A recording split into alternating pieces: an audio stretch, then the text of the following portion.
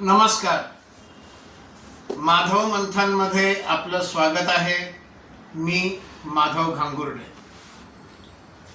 दुसऱ्या महायुद्धामध्ये America, England, Russia, France हे एका बाजूला होते. जपान हे जर्मनीच्या सोबत होतं आणि मग जपानचा प्रतिकार करायचा, जपानवर आक्रमण करायचं तर ते चीनच्या माध्यमातून चीनच्या भूमीवरनं करणं आवश्यक होतं. आणि चीनच्या भूमीवर जो रसद पुरवठा, तिथे असलेल्या सैन्याला जो रसद पुरवठा, अमेरिकेचं, इंग्लंडचं सैन्य, तो भारतातून केला जायचा. भारतातून म्यानमार मार्गे तो चीनला रसद पुरवठा केला जायचा. पण 1942 मध्ये जपाननं ब्रह्मदेशावर म्हणजे आजचं म्यानमार त्याच्यावर कब्जा केला आणि म्यानमारमधनं रसद पुरवठा करणं बंद झालं. आता दुसरा मार्ग शोधण्याची आवश्यकता होती आणि म्हणून जो दुसरा मार्ग शोधला गेला तो भारतातून हिमालय डोंगरांच्या वरनं विमानातून रसद पुरवठा आणि सैनिकांना चीनच्या भूमीवर युनान प्रदेशमध्ये, युनान प्रॉव्हिन्समध्ये उतरवणं असा मार्ग अवलंबला गेला. हा मार्ग अत्यंत खडतर होता. याचं कारण हिमालयाची उंची 10,000 फुटापेक्षा जास्त आहे आणि आजच्या सारख्या दळणवळणाच्या सोयी, इंटरनेट हे सगळं त्यावेळेला उपलब्ध नव्हतं.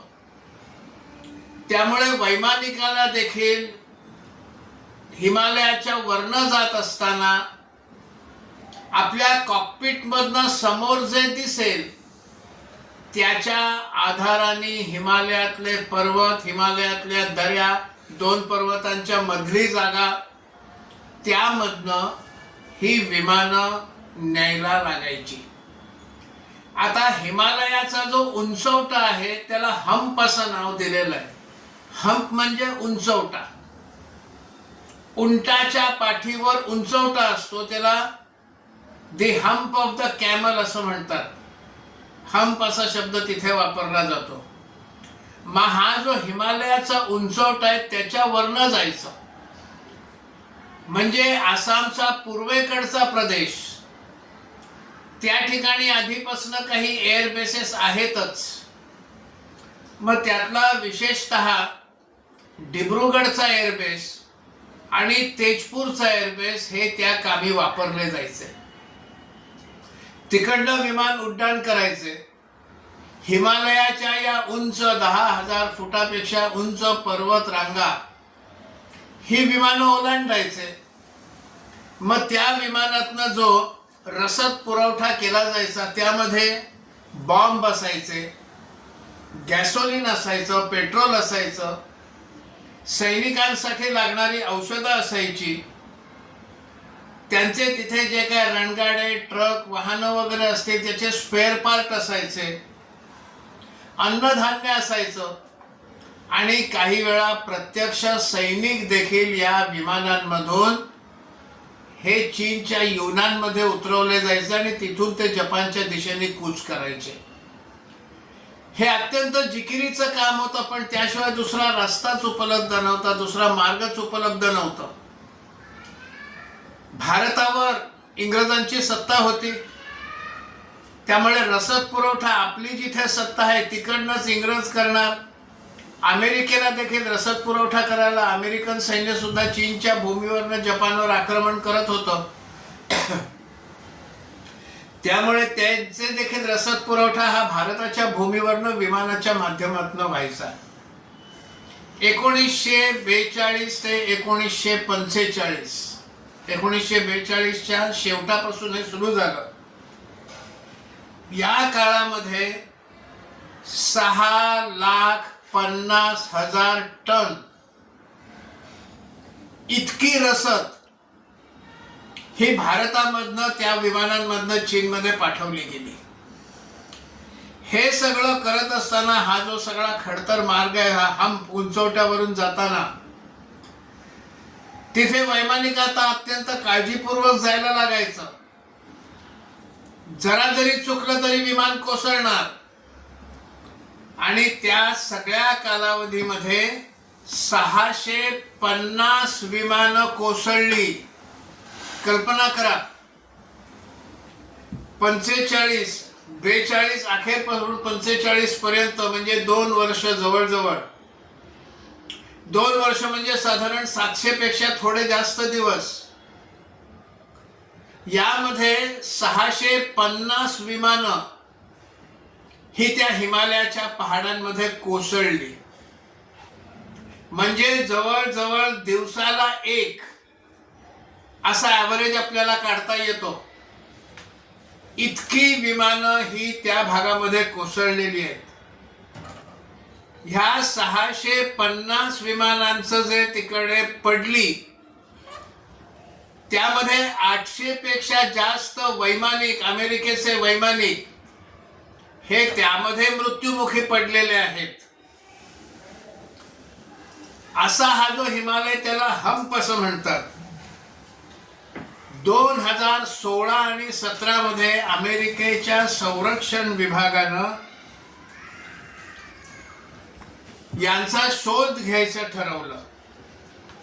बेपत्ता सैनिक आणि बेपत्ता विमानं यांचा शोध घ्यायचं ठरवलं. त्यांचं defence prisoners of war and missing in action accounting agency, म्हणजे हे जे सैनिक बेपत्ता होतात, हे एक तर युद्धबंदी म्हणून बनवले आणि घेऊन गेले, किंवा मिसिंग इन ॲक्शन, त्यांची ॲक्शनच कुठे दिसत नाही, ते काय करताय त्याचा पत्ता नाही, त्यामुळे ते बेपत्ता आहेत, मिसिंग इन ॲक्शन. अशा सैनिकांचा शोध घेण्याची मोहीम DPAA, defence prisoners of war oblique missing in action accounting agency, अमेरिकेच्या या एजन्सीच्या माध्यमातून शोध घेण्याचं काम सुरू झालं. 1 डिसेंबर 42 साली ही कारवाई सुरू झाली आणि सुरुवातीला फेब्रुवारी 1943 मध्ये 2800 टन रसद ही त्या ठिकाणी पाठवली गेली. हळूहळू तेही प्रमाण वाढलं.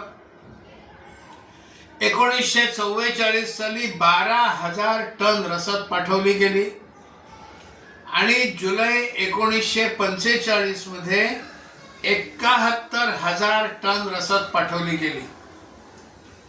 800 वैमानिकांचा बळी झाला. आता या शोध मोहिमेमध्ये 650 विमानं आणि 800 बेपत्ता सैनिकांचे अवशेष सापडलेत. विमानामध्ये जे सामान होतं त्याचे अवशेष सापडलेत आणि त्या सगळ्याचं एक संग्रहालय आसामच्या पूर्व सियांग जिल्ह्याचं जे जिल्हा स्थान आहे, पासीघाट, या ठिकाणी दी हम्प म्युझियम नावाचं एक वस्तू संग्रहालय उभं केलेलं आहे. हे वस्तू संग्रहालय मागच्या वर्षीच्या 29 नोव्हेंबर 24 साली हे उद्घाटन केलं गेलं. त्यावेळेला अरुणाचलचे मुख्यमंत्री पेमा खंडू आणि अमेरिकेचे भारतातील राजदूत एरिक गार्सेटी हे त्या ठिकाणी उपस्थित होते. एरिक गार्सेटीने हे म्हटलं की हे म्युझियम म्हणजे अमेरिकेनं तुम्हाला दिलेली एक भेट आहे, तोफा आहे. पेमा खंडू सुद्धा असं म्हणाले की अमेरिकन सैनिकांना आणि त्या युद्धामध्ये मृतांना श्रद्धांजली ही अरुणाचलने वाहिलेली आहे आणि आम्ही ह्या प्रयत्नात तुमचं मदत देखील करू. आत्ता देखील असा अंदाज आहे की अजूनही 30 ठिकाणं अशी आहेत की ज्या ठिकाणी शोध घेतला तर अजून विमानांचे अवशेष विमानातनं नेलेल्या सामानांचे अवशेष आणि मृत वैमानिकांचे अवशेष देखील सापडू शकतील, अशी अजून साधारणतः 30 ठिकाणं या ठिकाणी शोध घेतल्यानंतर हे सापडेल. त्या सगळ्याचं जे संग्रहालय केलं आहे त्याला दी हम्प म्युझियम असं नाव दिलेलं आहे. कधीतरी पूर्वांचलाचं, ईशान्य भारताचं भ्रमण करायला जर गेलात तर नक्की जाऊन हे हम्प म्युझियम पाहावं असं हे ठिकाण आहे. एक नवीन माहिती आपल्याला देण्याचा यातून प्रयत्न केलेला आहे. ही माहिती जर आपल्याला आवडली असेल, पसंत पडली असेल तर कृपया शेअर करा, चॅनल लाईक करा, हा व्हिडिओ लाईक करा, चॅनल सबस्क्राईब करा. आणि हो, याविषयी आपल्याला काय वाटतं हे देखील या यूट्यूबच्या या व्हिडिओचा जो कमेंट बॉक्स आहे त्या ठिकाणी आपला अभिप्राय नक्की लिहा. धन्यवाद.